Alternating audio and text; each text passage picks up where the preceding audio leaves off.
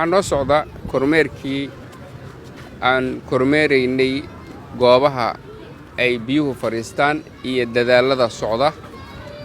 waxaa in muddo ahba aan ka shaqaynaynay magaalada yacni biyaha fadhiista ee roobabka in loo helo maarayntaas ayuu socota ayuu nagu dul yimid roobka hadda socda xilli roobaadkan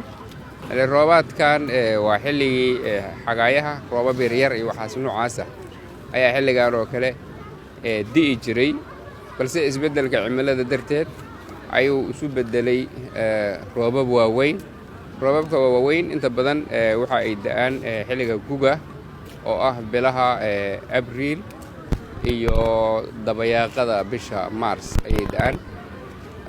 sidoo kale dayrtuna waxa ay da'daa xilliyada oktoobar nofembar meelahaas ayay da'aan.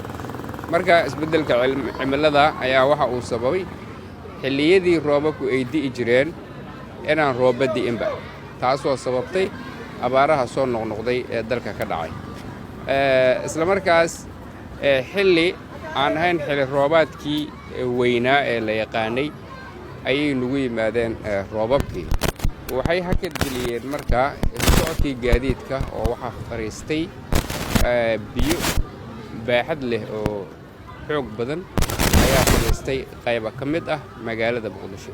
runtii magaaladan tan iyo burburkii ma helin meelo waaweyn oo biyo-qabadyo ah iyo sewage system, balse dadaalo aan samaynay waxaan ku gaarsiinay meelo yacni badan oo biyo fadhiisidyo ah ayaan ku guulaysanay inaan sewage system u samayno, isla markaas biyihii fadhiisanaya aan ku baxno badda.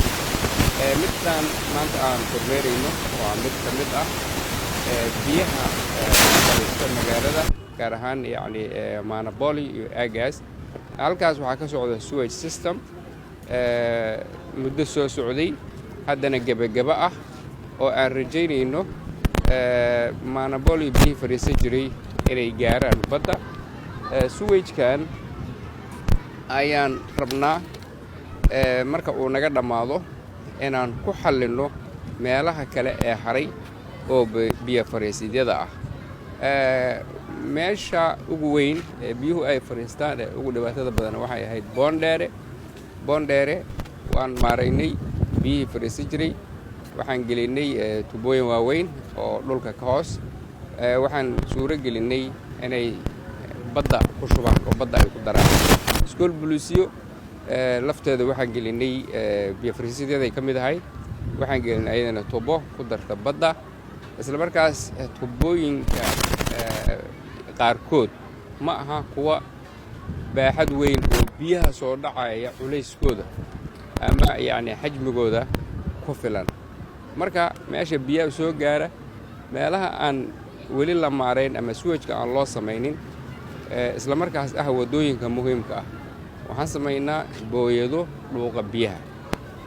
goobo kale oo weli biyaha booyado looga dhuuqo sewage-ka aan loo samayna way jiraan, taasoo aan rajaynayno inaan ayagana mustaqbalka dhow ka howlgalno haddii alla idmo. waxay ka mid tahay wadda Dillaac oo ku taalla Buuluxubey, taasoo mar walbaba oo roobab waaweyn ay yimaadaan xirta waddada Buuluxubey ee isku xirta degmooyinka Madiina la isku yidhaahdo iyo magaalada isku xirta. sidaas culaysyo badan ayay ku qabaan dadka deegaanku.